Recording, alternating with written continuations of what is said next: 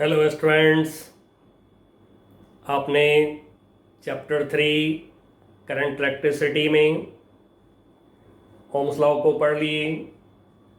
साथ में रेजिस्टेंस का लेंथ और एरिया ऑफ क्रॉस सेक्शन से क्या रिलेशन है उसको पढ़ा आपने। अब हम लेने जा रहे हैं टेम्परेचर डिपेंडेंस ऑफ रेजिस्टिविटी। आइए देखते हैं क्या है temperature dependence of resistivity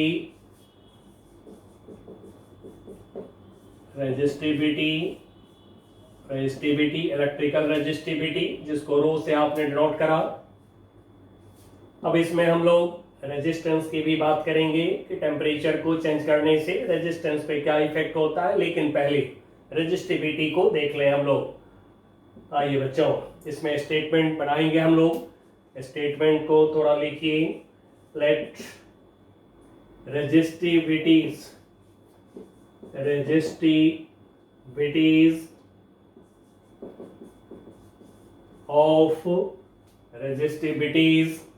of a conductor material. Resistivity material के होते हैं, एक मटेरियल के लिए एक टेम्परेचर पे कांस्टेंट होता है। अब टेम्परेचर बदलने से क्या होता है इफेक्ट, वही देखना है हमें। Of a conductor resistivities of a conductor material are rho zero and rho subscript T at temperatures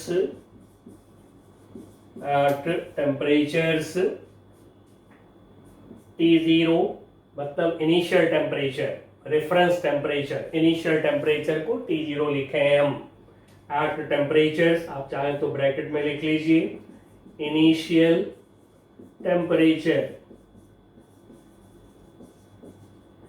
temperature किसका, बॉडी का, मटेरियल का। and at temperature चलिए अलग कर दिए हैं। at temperature T is any temperature, T0 से बड़ा, T0 से छोटा, T कोई भी टेम्परेचर है, respectively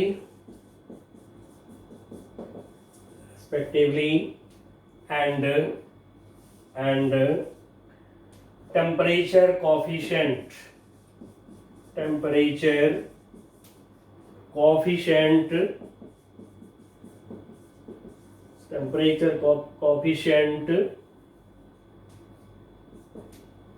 of resistivity,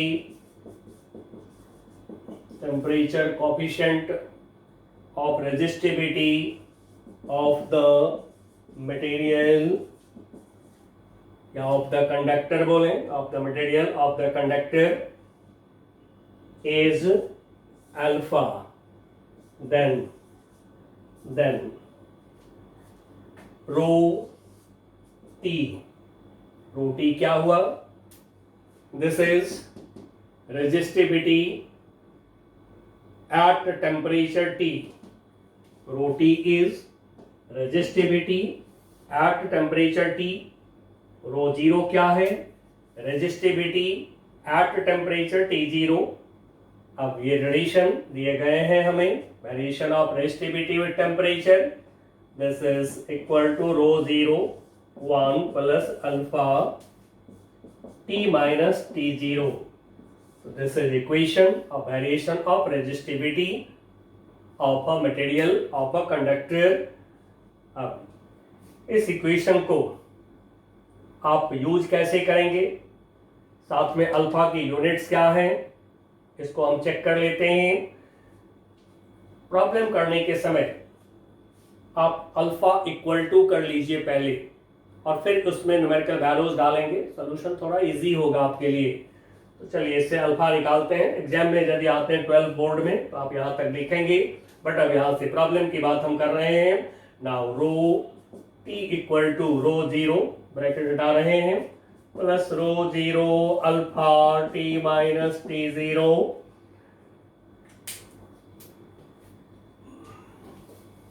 चलिए बच्चों, अब इसमें करंट इलेक्ट्रिसिटी में हम लोग काम कर रहे हैं, लेकिन आप इलेक्ट्रोस्टैटिक्स का रिवीजन आप जरूर करिएगा, क्योंकि इलेक्ट्रोस्टैटिक्स का यूज सबसे ज़्यादा फिजिक्स में, 12 के फिजिक्स में हम लोग करेंगे। यदि आपको ज़रूरत महसूस हो कोई भी टॉपिक का इलेक्ट्रोस्टैटिक्स में, तो उसके लिए यूट्यूब पर आप हैशटैग ठाकुर सर सारे स्मॉल लेटर में यूट्यूब पर टाइप करिए, आपको इलेक्ट्रोस्टैटिक्स के सारे लेक्चर्स मिल जाएंगे। वहां से आप कॉन्सेप्ट लीजिए और इलेक्ट्रोस्टैटिक्स को थोड़े थोड़े दिनों पर रिवीजन जरूर करते रहिएगा। इसी का सबसे ज्यादा यूज होगा 12 के फिजिक्स में। चलिए तब इसमें हम सॉल्व करते हैं। अल्फा इक्वल टू हमें चाहिए, रो जीरो को लाया हमने left hand side, minus rho zero, now rho zero alpha T minus T zero, now alpha equal to rho T minus rho zero upon rho zero T minus T zero. चलिए बच्चों, इस equation को मैं mark कर रहा हूं।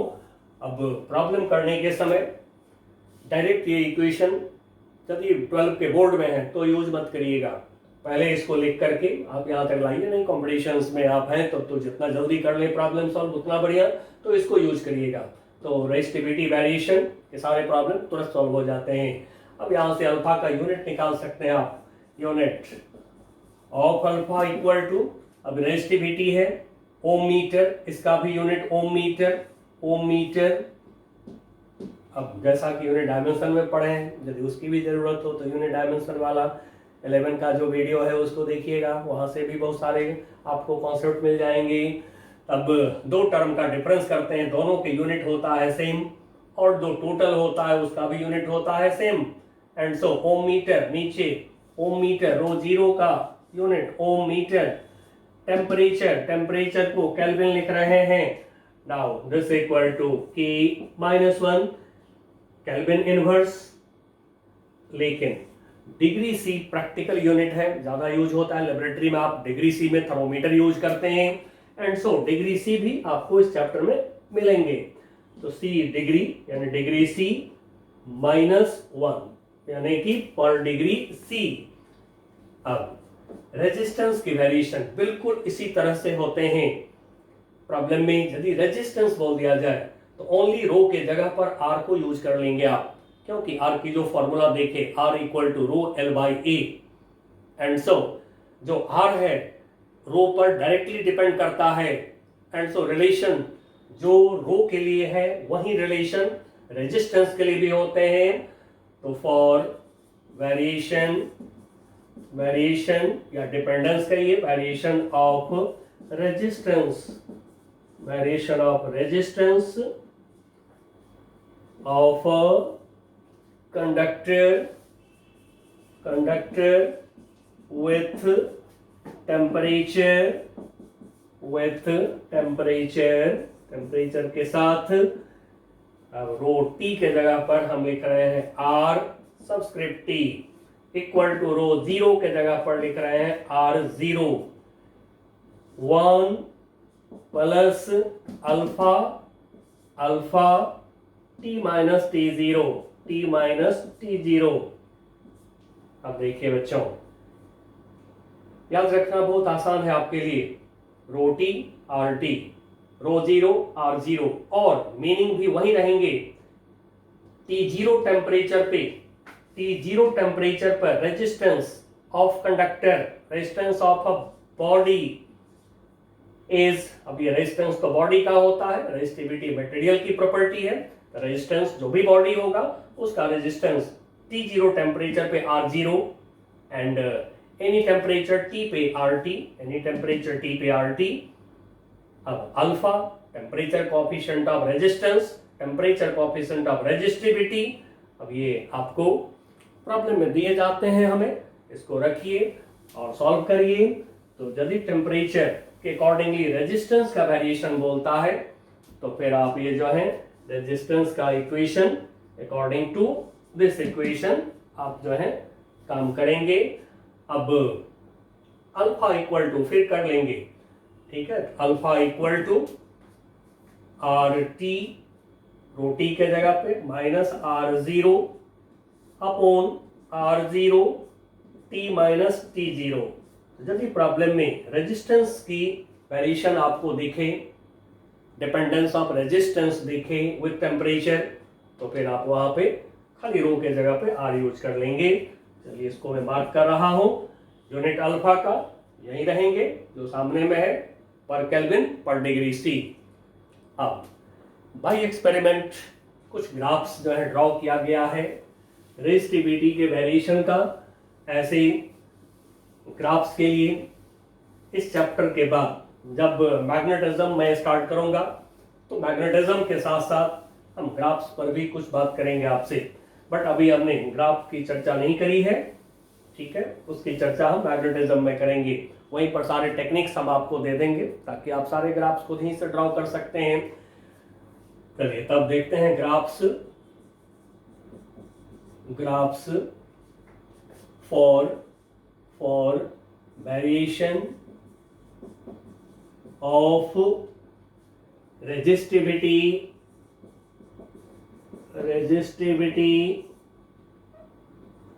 रो with temperature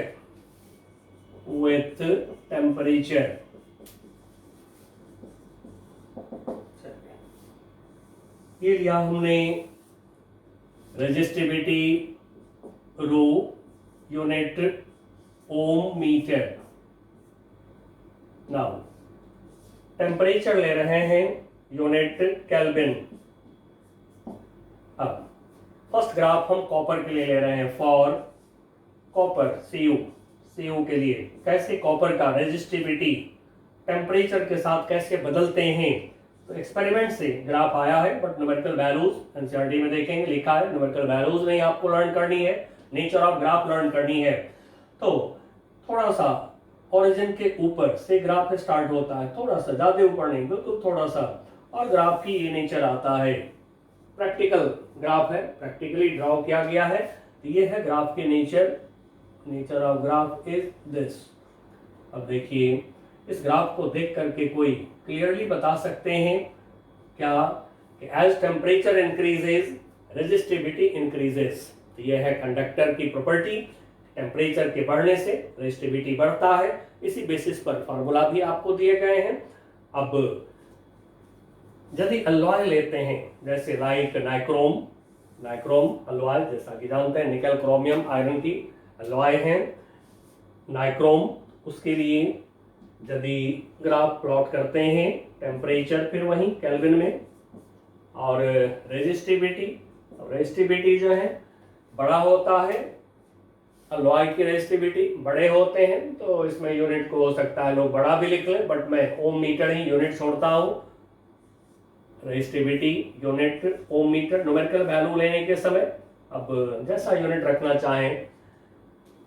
जैसा कि हमें पता है कि जो अलॉय होते हैं उसकी रेजिस्टिविटी कंपोनेंट मेटल से ज्यादा होता है, बड़ा होता है, एंड सो जीरो टेम्परेचर पर सिंगल मेटल से बड़ा अलॉय का हम रेजिस्टिविटी लेंगे, इसलिए ज्यादा ऊपर से ग्राफ स्टार्ट होता है और स्ट्रेट लाइन ग्राफ आते हैं, बट स्लो स्ट्रेट लाइन, बहुत तेजी से नहीं, स्लो स्ट्रेट लाइन।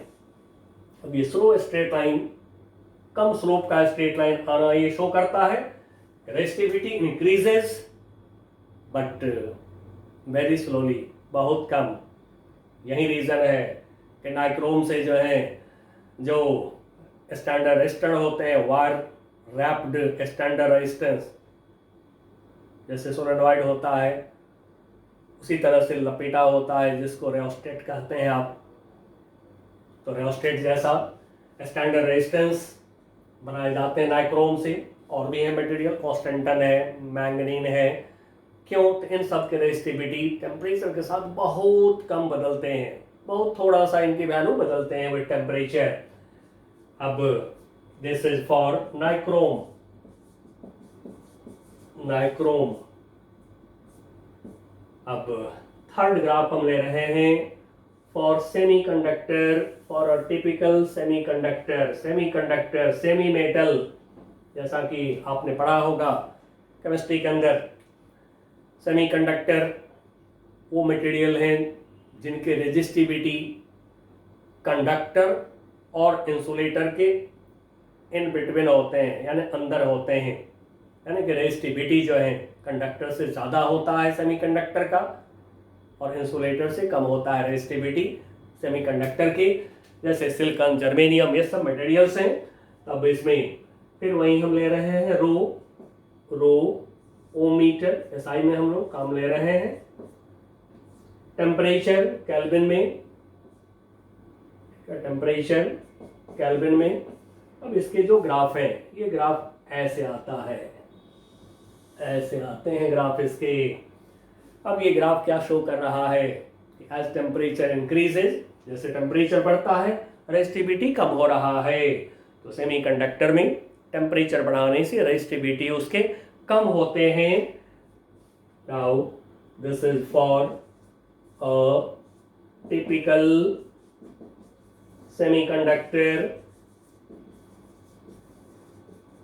ठीक है, यहाँ पार्टिकुलर नाम मैं नहीं लिख रहा हूं, सिलिकॉन, जर्मेनियम में से कोई भी हो सकता है। तो ये है बच्चों variation of resistivity with temperature. अब जैसा कि हमने बात करा स्टैंडर्ड रेजिस्टेंस के बारे में, तो थोड़ी सी आप जो है इसको मेंशन कर लीजिए। स्टैंडर्ड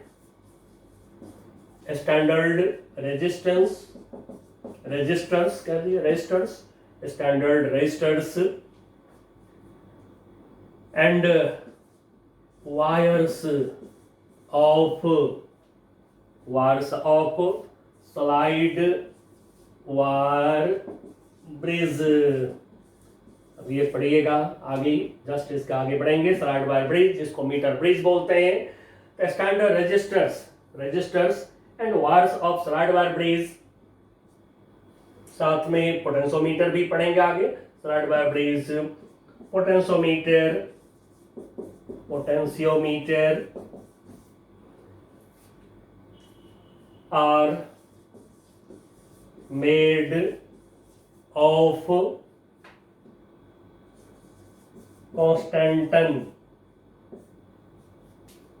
constantan, ये भी अलॉय है, constantan and manganene, this is also alloy। Constituent तो हमें फिजिक्स में नहीं पूछते हैं, केमिस्ट्री में पूछे जाते हैं कंस्टिट्यूएंट्स क्या है, आप चाहें तो देख सकते हैं एनसीईआरटी से। तो कांस्टेंटन एंड मैग्नीन। अब आपके बोर्ड में 12 बोर्ड में क्वेश्चन आता है व्हाई, क्यों, ऐसा क्यों, ये नहीं जवाब होगा। जो अभी हमने बात करा है कि यदि इनके टेम्परेचर बदलते हैं तो रेजिस्टेंस की वैल्यू, रेजिस्टिविटी की जो वैल्यू है इसमें बहुत कम चेंज होता है, यानी टेम्परेचर बदलने से रेजिस्टेंस वैल्यू जो इनके हैं ये बहुत ही कम बदलते हैं। तो are made of constantan and manganin due to their resistance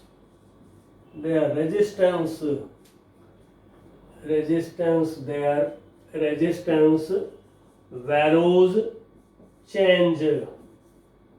change very little, बहुत कम, very little, with change in temperature, with change in temperature। चलिए बच्चों, तो ये था dependence of resistance on temperature, variation of resistance on temperature, variation of resistivity with temperature. अब next हमारा topic है colour code of carbon register. Market में जो रजिस्टर्स सब आप खरीदते हैं, खास करके इलेक्ट्रॉनिक डिवाइसेस में, जो इलेक्ट्रॉनिक डिवाइसेस हैं, कंप्यूटर के पार्ट्स, जो हमारे जो टीवी के पार्ट्स हैं, मोबाइल के पार्ट्स हैं, बहुत छोटे छोटे होते हैं। इनमें रेजिस्टेंसेस जो लगाना होता है उसका साइज भी बहुत छोटा होता है। तो इसमें कार्बन के रेजिस्टर्स को यूज करे जाते हैं।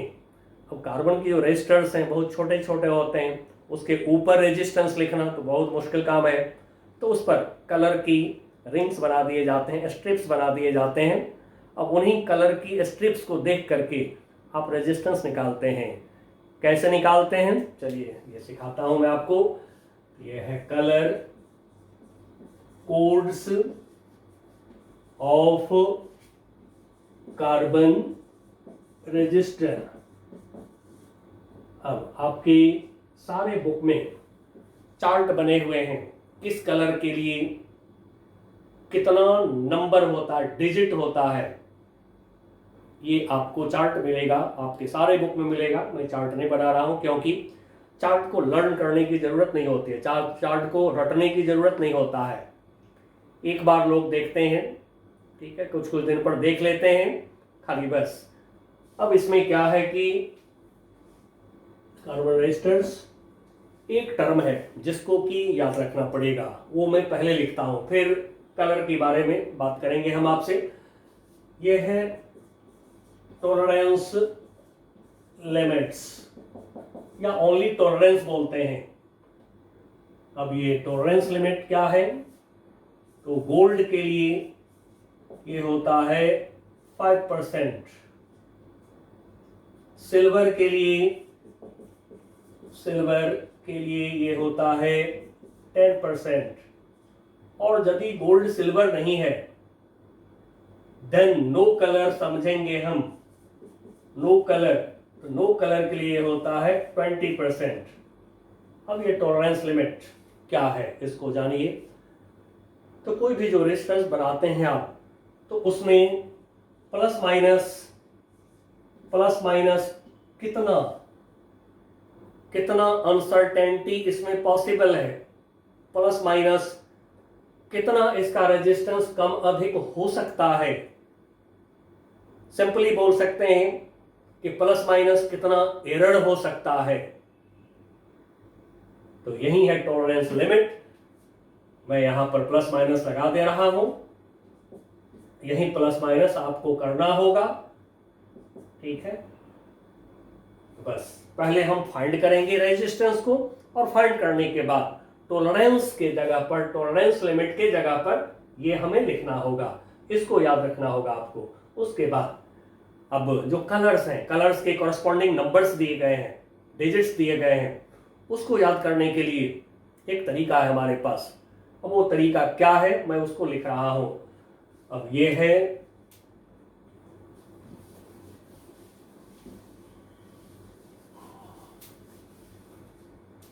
ये जो तरीका है हमारा कलर्स, और उसके साथ में नंबर को याद रखने का तरीका है। एक सेंटेंस है BROY,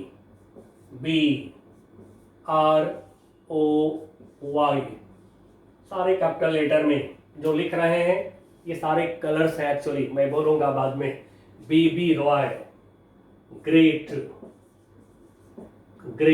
जी जो है ये कलर है, ग्रेट ब्रिटेन, ये जो बी है ये एक कलर है, great Britain. Very, this is colour, good, G colour है, वाइफ, डब्ल्यू जो है कलर है।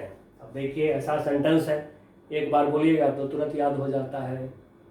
BB Roy, great Britain, very good wife, हो गया, याद हो गया। अब इसमें जो कलर्स हैं, black, brown, red, orange, yellow, green, blue, violet, grey, white. अब यही चार्ट में लोग देखते रहते हैं कुछ कुछ दिन पर, क्यों, तो जैसे बी 3 बार भी आ गया, तो फिर ये ब्लैक है, ब्राउन है और वो ब्लू है, इसके लिए चार्ट को थोड़े दिन पर देखते रहिए। सारे बुक में चार्ट है, इसलिए मैं चार्ट नहीं बना रहा हूं, ठीक है। साथ में क्या देखते हैं कि अब जैसे जी 2 बार आ गया, ये ग्रीन है और ये ग्रे है, तो इसलिए कभी एक जैसा ना लगे, इसलिए चार्ट को देखते रहिएगा। अब सभी कलर कैपिटल लेटर्स जो है ये सभी कलर का पहला लेटर है ब्लैक बी। अब नंबर लिख रहे हैं, बहुत इजी है नंबर लिखना। इस पर 0 से स्टार्ट होता है नंबर। 0 1 2 3 4 5 6 7 8 9। उसके बाद चार्ट में आपको गोल्ड और सिल्वर भी दिखाई पड़ेगा। तो गोल्ड और सिल्वर की चर्चा हम करेंगे, थोड़ा बाद में करेंगे, थोड़ा आगे बढ़ते हैं फिर चर्चा करेंगे हम। अब जितने नंबर देख रहे हैं उतने ही 10 की पावर से मल्टीप्लाई करना होता है हमें। एंड सो अभी मैं लिख दे रहा हूं, नंबर है 0 तो हम लेंगे 10 की पावर 0। नंबर है 1 1 10 की पावर 1। नंबर 2 10 की पावर 2। नंबर 3 10 की पावर 3। नंबर 4 10 की पावर 4। नंबर 5 इसके लिए 10 की पावर 5। नंबर 6 इसके लिए 10 की पावर 6। 7 10 की पावर 7। 8 10 की पावर 8। 9 10 की पावर 9। अब 0 से लेकर 9 तक नंबर लिखना सिखा दिया आपको। सारे कैपिटल लेटर कलर्स हैं। फिर मैं कलर बोलता हूं एक बार, black, brown, red, orange, yellow, green, blue, violet, grey, white. 0 से लेकर 9 तक नंबर और 10 की पावर भी 0 से लेकर के 10 टू द पावर 9। एकदम आसान है लिखना। ये आप रफ में लिख लीजिएगा, कभी भी जरूरत पड़े तो रफ में लिखने के बाद अब हम आपको रूल दे रहे हैं, उस रूल से निकाल लीजिए आराम से रेजिस्टेंस। तो क्या है rules? Rules to find R for resistance of carbon resistor. सबसे पहले तो हम जरा पहचाने इसको। तो जो कार्बन रजिस्टर होते हैं उन कार्बन रजिस्टर में आपको रिंग्स बने होते हैं। जैसे एक रिंग, ठीक है, सिंपल 2D में मैं फिगर ले रहा हूं। ये एक रिंग हो गया एक कलर का। दूसरी रिंग ये हो गया नजदीक नजदीक, ये दूसरी रिंग हो गया दूसरे कलर का। ये एक रिंग नंबर 3, ये एक रिंग है। और एक रिंग थोड़ी ज्यादा डिस्टेंस पे होते हैं। एक स्ट्रिप रिंग दोनों बोल सकते हैं, रिंग भी होते हैं बिल्कुल ऐसे ऐसे रिंग होते हैं, स्ट्रिप्स भी बने होते हैं। स्ट्रिप्स बोले रिंग बोले एक ही बात समझेंगे। अब मैक्सिमम 4 रिंग्स 4 स्ट्रिप्स होते हैं और कलर्स जो है इनके डाले जाते हैं, डिफरेंट कलर्स होते हैं। अब इधर से जिधर नजदीक नजदीक होते हैं रिंग्स, इधर से गिनती होगा रिंग्स की, first second third ring fourth ring, या स्ट्रिप बोलिए, स्ट्रिप के तरह पतले पत्थर के तरह। तो ये first strip, second strip, third strip, fourth strip, यानी जिधर नजदीक नजदीक होता है रिंग या स्ट्रिप्स, ये होता है इनिशियल एंड। इधर से गिनती शुरू होगा। तो ये मैं लिख भी दे रहा हूं, दिस इज फर्स्ट रिंग और स्ट्रिप, ठीक है, रिंग हो चाहे स्ट्रिप हो। दिस वन इज सेकंड, ये है सेकंड रिंग। अब मैं ओनली रिंग लिख रहा हूं, ठीक है ना, रिंग स्ट्रिप दोनों में से कुछ भी हो सकता है। This is third ring, third strip. And ये जो है ज्यादा दूर में, जो ज्यादा डिस्टेंस पर अलग थलग दिख रहा है, ये हमारा है फोर्थ रिंग या फोर्थ स्ट्रिप। अब क्या है रूल? आइए रूल पर। नंबर 1 लिखिए, मैं बोलता हूं, colour of first strip, bracket में रिंग लिख लीजिए, indicates first significant figure, short में SF लिख लीजिए, आगे से SF लिख लीजिएगा। First significant figure of R मतलब रेजिस्टेंस इन ओम। ये ओम में बताता है रेजिस्टेंस। ये जो रूल है रेजिस्टेंस आपको ओम में बतावेगा। तो first colour, first ring, first strip की कलर जो है ये है first significant figure first significant figure of resistance in ohm. Number 2, अब लिखिए colour of second ring indicates second significant figure of R in ohm. Third rule, colour of third ring indicates multiplier. अब यहीं पर feel कर लीजिए, multiplier क्या है? जो 10 की पावर है इससे मल्टीप्लाई करना होता है। तो 2 कलर और है व्हाइट के बाद, गोल्ड एंड सिल्वर। गोल्ड के लिए मल्टीप्लायर है, नंबर नहीं दिया है इसके लिए, कोई डिजिट नहीं दिया है, मल्टीप्लायर दिया गया है गोल्ड के लिए 10 टू द पावर -1 और सिल्वर के लिए 10 टू द पावर -2। आपको चार्ट में ये दिख जाएंगे। तो third colour of third ring is multiplier ये 10 की पावर है, इससे मल्टीप्लाई करना होगा हमें। आगे मैं एग्जांपल से क्लियर कर दूंगा आपको। नंबर 4, कलर ऑफ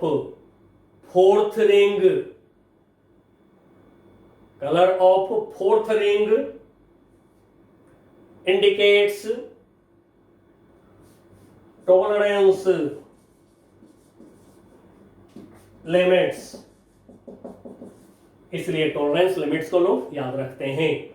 चलिए बच्चों, रूल्स बता दिया हूं, आप उसको देख करके निकालिएगा। रेजिस्टेंस बहुत आराम से निकलते हैं। चलिए एक एग्जांपल ले लेते हैं हम लोग, इससे एकदम क्लियर हो जाएंगे। Colours of first, second, third and fourth rings, या फिर जैसा कि मैंने बोला रिंग के जगह पर स्ट्रिप्स भी हो सकता है। रिंग्स बोले स्ट्रिप्स बोले, दोनों बोले जाते हैं। Colours of first, second, third, fourth rings on a carbon register are blue, red, green and silver respectively. Find resistance मैंने आर लिख दिया है सिंबल ऑफ दिस रजिस्टर। अब ये क्वेश्चन हो गया हमारा। सॉल्यूशन हम जो करेंगे, सॉल्यूशन इज वेरी सिंपल। आप R = लिखेंगे। अब आइए रूल पे आते हैं। फर्स्ट रूल में क्या लिखे हैं? Colour of first ring first strip indicate first significant figure, यानी कि फर्स्ट सिग्निफिकेंट डिजिट। बस पहचानिए। फर्स्ट कलर हमारा क्या है? ब्लू। ब्लू कहां पर है? ब्लैक, ब्राउन, ये है ब्लू। ब्लू के लिए डिजिट क्या देख रहे हैं? 6। अब ये 6 है first significant digit, first significant figure. इसको हम लिख लेंगे ऐसे। हो गया, फर्स्ट रूल अप्लाई हो गया। फर्स्ट सिग्निफिकेंट फिगर को ऐसे खाली लिख देना है। तो ब्लू के लिए डिजिट हमारा जो है, या नंबर कहिए, क्या है? 6। तो फर्स्ट सिग्निफिकेंट फिगर रेजिस्टेंस में फर्स्ट सिग्निफिकेंट फिगर यानी फर्स्ट डिजिट लिख दिया। अब सेकंड रूल में क्या लिखे हैं कि colour of second strip, second ring indicate second significant figure. अब सेकंड सिग्निफिकेंट फिगर के लिए रेड। अब देखिए कि रेड है, तो रेड के लिए, रेड कहां पर है? यहां पर है। रेड के लिए क्या है नंबर हमारा? 2। ठीक है, रेड के लिए नंबर है 2। अब digit number 2 second significant figure लिख दीजिए। तो ऐसे लिख देना है, खाली कोई कैलकुलेशन वगैरह नहीं होता है। फर्स्ट सिग्निफिकेंट फिगर लिखा फर्स्ट कलर के लिए, यानी कि नंबर जो है वो लिख दिया, सेकंड कलर के लिए नंबर को लिख दिया। अब इनटू करेंगे हम, अब थर्ड कलर के लिए लिखे, थर्ड कलर इंडिकेट्स मल्टीप्लायर, यानी कि 10 टू द पावर उससे मल्टीप्लाई होगा। तो थर्ड कलर क्या है, ग्रीन हमारा, ग्रीन। ग्रीन के लिए क्या देख रहे हैं, डिजिट नंबर क्या है 5, तो फिर 10 टू द पावर 5 इसके लिए मल्टीप्लायर, जितना नंबर उतने ही 10 की पावर। अब यहीं पर यूनिट लिख देंगे ओम, ओम यूनिट लिख लिया। अब इसके बाद टॉलरेंस लिमिट, टॉलरेंस या टॉलरेंस लिमिट जो बोलते हैं, फोर्थ कलर जो होता है ये है टॉलरेंस। तो सिल्वर के लिए प्लस माइनस 10%, तो फिर इसके बाद में कर दीजिए plus minus plus minus plus minus 10% कर दीजिए। ठीक है, ब्रैकेट लोग लगाते भी हैं, नहीं भी लगाते हैं, दोनों ऑप्शन चलता है। ब्रैकेट लगा कर भी लोग लिखते हैं, ब्रैकेट बिना ब्रैकेट के भी लोग लिखते हैं, दोनों तरीका से लिखते हैं।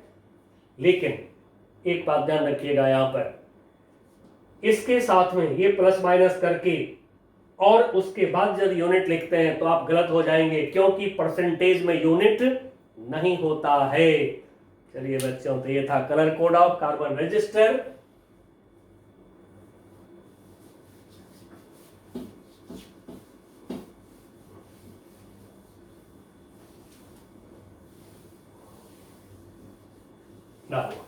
ऐसे आप पढ़े हुए हैं series parallel combination of resistance, लेकिन थोड़ा हमें यहां दिखाना है क्योंकि हमें प्रॉब्लम में जरूरत पड़ेगा। तो आइए देखते हैं कॉम्बिनेशन, कॉम्बिनेशन ऑफ रेजिस्टेंसेस या रेजिस्टर्स बोले, और रेजिस्टर्स जो आपने पढ़ा है क्लास 10th के अंदर पढ़ा हुआ है सीरीज पैरेलल कॉम्बिनेशन, लेकिन हमें प्रॉब्लम में जरूरत है इसलिए मैं ले रहा हूं। ये अपने 12 बोर्ड में कोई डेरिवेशंस वगैरह नहीं होते हैं। तो चलिए फर्स्ट सीरीज कॉम्बिनेशन, जैसा कि आपने कैपेसिटर में पढ़ लिया, एक के बाद दूसरे, दूसरे के बाद तीसरे को जब आप कैपेसिटर को ज्वाइन करते हैं तो सीरीज कॉम्बिनेशन बोलते हैं। रेजिस्टेंस में भी वही बात है, एक रेजिस्टेंस लिया, रजिस्टर लिया, बोला इसको हमने R1, दूसरा रजिस्टर लिया इसको बोला R2, थर्ड रजिस्टर लिया R3, कंटिन्यूअसली सबको कनेक्ट कर दिया। अब यही कॉम्बिनेशन को हम कहते हैं सीरीज कॉम्बिनेशन ऑफ रेजिस्टर्स। अब इसमें एक बैटरी लगाइए, क्योंकि जब तक पोटेंशियल डिफरेंस नहीं अप्लाई करेंगे, करंट नहीं होगा, तब तक ये यूजलेस है। तो इसलिए ध्यान रहे। एक बात और, जब आप प्रॉब्लम करेंगे कॉम्बिनेशन ऑफ रेजिस्टर्स का, तो गौर से देख लेंगे जिस रेजिस्टेंस में करंट नहीं वो यूजलेस हो जाएंगे, आगे हम आपको दिखाएंगे, उसको फेंक दिया करेंगे हम लोग।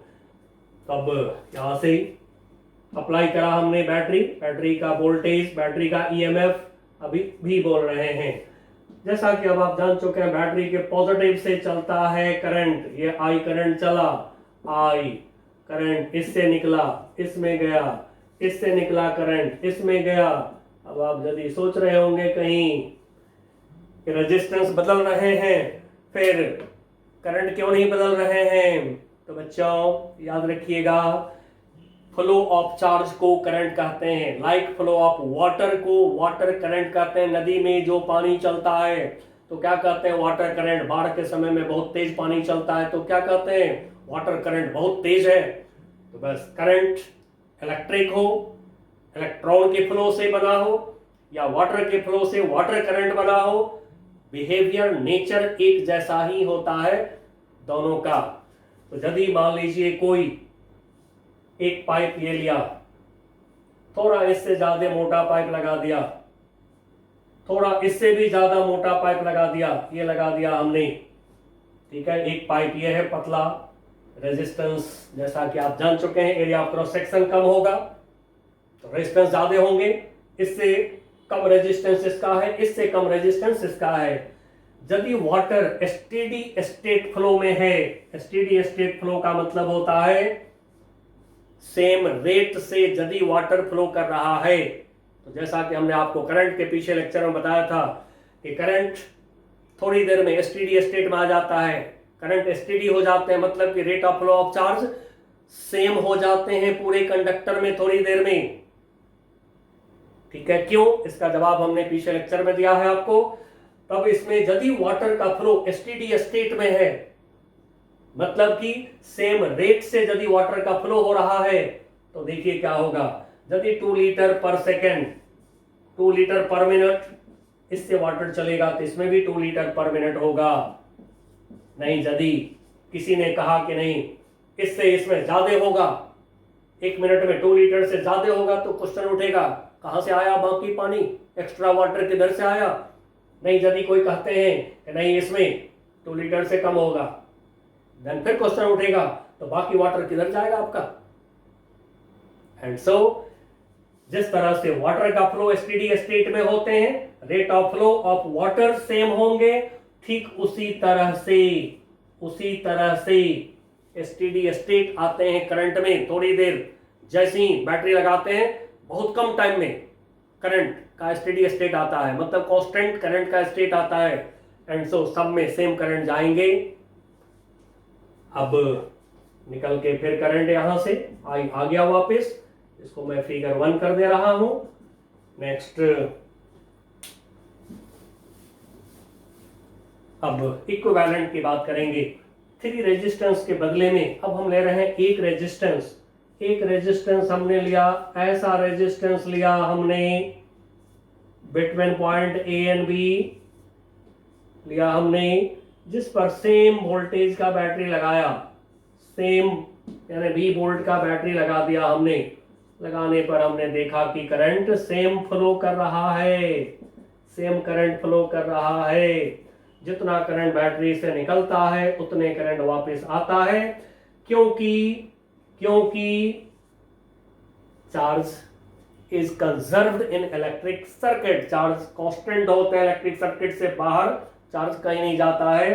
तो due to conservation of charge, जितना करंट निकलते हैं उतनी करंट लौट आता है। ओनली चार्ज चक्कर लगाता रहता है, निकल के बाहर कभी नहीं जाता है एयर में। Now this is equivalent resistance.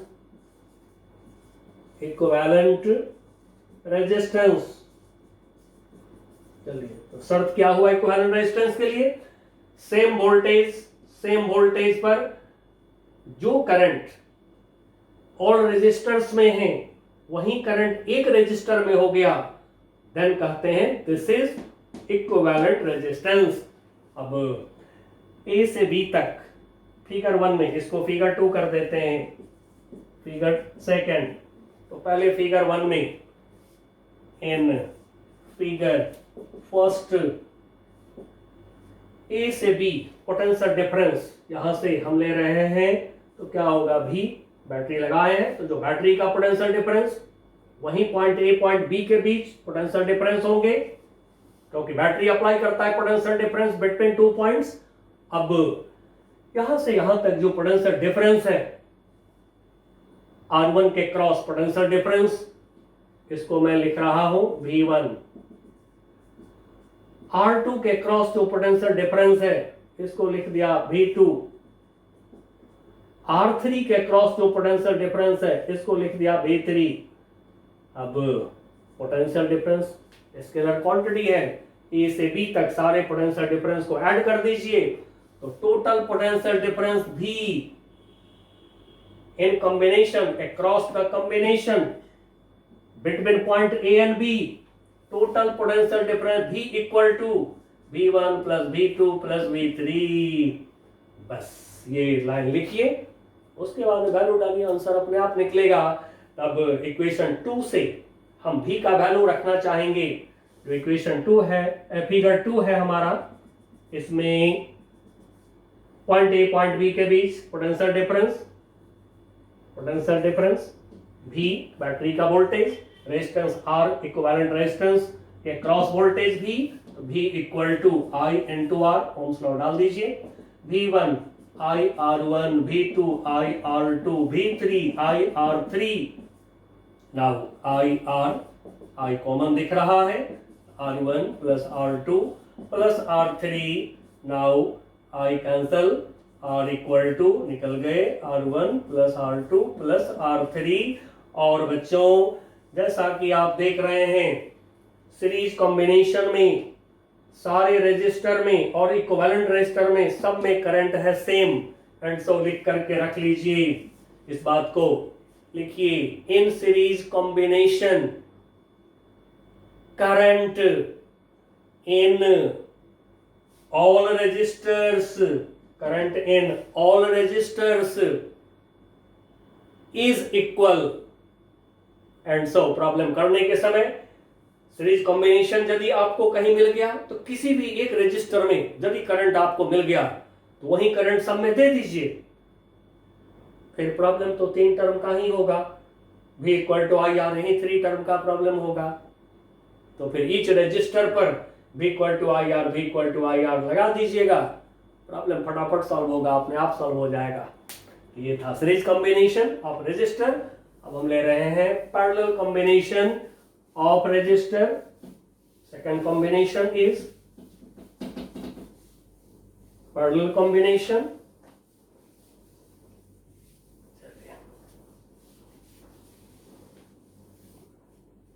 Now second combination, this is parallel combination of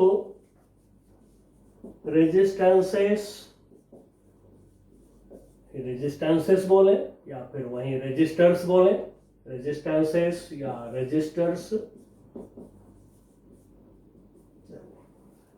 लिया हमने एक रजिस्टर, रेजिस्टेंस इसका R1. दूसरा रजिस्टर लिया हमने रेजिस्टेंस R2. थर्ड रजिस्टर लिया जिसकी रेजिस्टेंस R3. या सीधे बोलिए रेजिस्टेंस R1, R2, R3 है हमारे पास. अब इन सारे रजिस्टर को हम क्या कर रहे हैं, एक पॉइंट A दूसरी पॉइंट B के बीच इसको ज्वाइन कर दे रहे हैं. सबको ज्वाइन कर दे रहे हैं between points A and B. यही हो गया पैरेलल कॉम्बिनेशन. अब करंट देंगे तो उसके लिए बैटरी लगाइए, पोटेंशियल डिफरेंस अप्लाई करिए. लगाया बैटरी, अप्लाई किया पोटेंशियल डिफरेंस भी, बैटरी का वोल्टेज, बैटरी का पोटेंशियल डिफरेंस भी. नाउ बैटरी के पॉजिटिव से चला आई करंट, आया आई करंट यहाँ पे. अब देखिए यहाँ से अब डिफरेंट रास्ते बन रहे हैं. यहीं पर फिर यदि हम करंट को, इलेक्ट्रिक करंट को वाटर करंट से कंपेयर करें, ये एक पाइप है, यहां से इस तरह से पाइप्स लगे हुए हैं.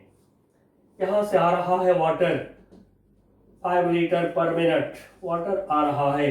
अब यहां से क्या होगा, डिस्ट्रीब्यूशन होगा. अलग अलग पाथ हैं. जिस पाथ में रेजिस्टेंस होगा कम उस पाथ में ज्यादा जाएगा करंट. एंड सो मान लीजिए इसमें थोड़े से इसमें सैंड है, कुछ पुराना पाइप हो गया है, कचरे आ गए हैं. इधर से क्लियर पाइप है तो फिर इधर से वाटर बहुत कम जाना पसंद करेगा. रुकावट ज्यादा है, कम जाना पसंद करेगा. नहीं, यदि बहुत ज्यादा कहीं इसमें कचरे भर गए तो बिल्कुल थोड़ा सा इधर, थोड़ा सा जरा सा जाना चाहेगा वाटर इधर, बाकी भागेगा, इधर से भागेगा. अब इधर जब जाने लगेगा तो यदि ये पाइप पतला है, इसमें रुकावट ज्यादा होगा, इसमें कम जाएगा वाटर. ये पाइप मोटा है, इसमें ज्यादा रास्ता, ज्यादा खाली पाथ मिलेगा तो फिर इसमें ज्यादा करंट जाएगा. एंड सो जब इस तरह से हम डिफरेंट पाथ देते हैं करंट को चलने के लिए, तो चाहे वाटर करंट हो चाहे इलेक्ट्रिक करंट हो, जिधर रेजिस्टेंस कम होगा उधर ज्यादा करंट जाना पसंद करेगा.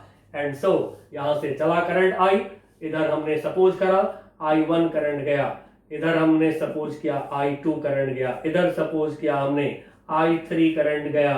नाउ फिर यहां से टोटल करंट जो है निकल के I करंट बैटरी में वापस आ गया. हमारा करंट डिस्ट्रीब्यूशन ठीक है. इसको फिगर फर्स्ट बोल लेते हैं. और यही करंट डिस्ट्रीब्यूशन के समय आपको याद रखना है, इलेक्ट्रिक सर्किट में करंट कंजर्व है, मतलब कि जितनी करंट किसी सर्किट में एंटर करेगा उतने ही बाहर निकल जाना चाहिए, या कहिए जितना करंट बैटरी के पॉजिटिव से आगे हम भेजेंगे उतनी करंट लौट के बैटरी के नेगेटिव में आ जाना चाहिए, तभी समझेंगे करंट डिस्ट्रीब्यूशन हमारा ठीक है। तो ये जांच हमेशा करते रहिएगा सर्किट में, जितना करंट गया उतना वापस आ गया बैटरी में। Now equivalent resistance point A point B के बीच ले लिया हमने इक्विवेलेंट रेजिस्टेंस आर। अब इक्विवेलेंट तो जान चुके हैं, एक रेजिस्टेंस जिस पर सेम वोल्टेज देंगे सेम करंट होगा, वोल्टेज भी अप्लाई करा हमने, बैटरी भी वोल्ट का अप्लाई करा, फिगर सेकंड इसको कर दे रहे हैं इक्विवेलेंट रेजिस्टेंस। अब यदि इसमें करंट आई आ रहा है, यानी कि आई करंट यदि आ रहे हैं इस सर्किट के अंदर, तो फिर हम कहेंगे दिस इज इक्विवेलेंट रेजिस्टेंस। तो बच्चों इक्विवेलेंट रेजिस्टेंस बोलने के लिए सिर्फ दो कंडीशन आपको ध्यान देना है, वोल्टेज एक रेजिस्टेंस का, करंट एक रेजिस्टेंस में उतना ही है जितना किसी कॉम्बिनेशन पर वोल्टेज, किसी कॉम्बिनेशन में करंट है। अब 2 पॉइंट ए और बी के बीच पोटेंशियल डिफरेंस क्या है, तो बैटरी भी वोल्ट का अप्लाई किए हैं, तो पोटेंशियल डिफरेंस क्या होगा, यही भी होगा between point A and B. Potential difference between point A and B क्या होगा, जो अप्लाई किए हैं भी वोल्टेज भी पोटेंशियल डिफरेंस, वहीं भी पोटेंशियल डिफरेंस होंगे। अब जैसा कि आप देख रहे हैं आई करंट का डिस्ट्रीब्यूशन हो गया है, and so I equal to I1 plus I2 plus I3 लगा दीजिए। तो फिर in figure one total current I equal to I1 plus I2 plus I3।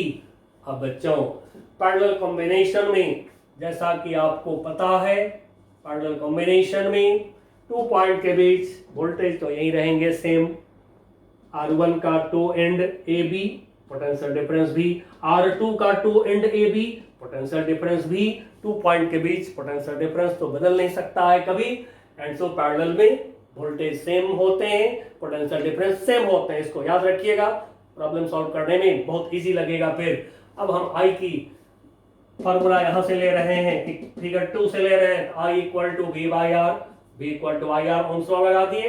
Now I1 potential difference R1 का भी, तो V upon R1, I2 potential difference R2 का भी upon R2, similarly भी I3 V upon R3, now V upon R, जैसा कि देख रहे हैं V कॉमन दिख रहा है, कॉमन ले लीजिए। और फिजिक्स में हमेशा कॉमन अधिक से अधिक लेकर सॉल्व करेंगे, बहुत आसानी से सॉल्यूशन होता है। 1 by R2 plus 1 by R3, now जैसा कि देख रहे हैं B से B कैंसिल हो गया, 1 upon R equal to 1 upon R1 plus 1 upon R2 plus 1 upon R3 निकल जाएगा R इक्विवेलेंट रेजिस्टेंस। और एक लाइन आप लिख करके रख लीजिए, जो दिख रहा है लिखिए, in parallel combination potential difference across the ends of all resistors is equal। चलिए बच्चों, हमने यहां तक ले आया आपको। अब जो नेक्स्ट क्लास हमारा होगा वो होगा माइक्रोस्कोपिक फिजिक्स पर। माइक्रोस्कोपिक फिजिक्स का मतलब होता है कि हम इलेक्ट्रॉन पर विचार करेंगे और माइन्यूट ऑब्जर्वेशन के थ्रू अब हम फिजिक्स को आगे बढ़ाएंगे, जिसमें हमारा टर्म आएगा ड्रिफ्ट वेलोसिटी ऑफ इलेक्ट्रॉन्स। मिलते हैं अगले क्लास में, तब तक के लिए बाय बाय।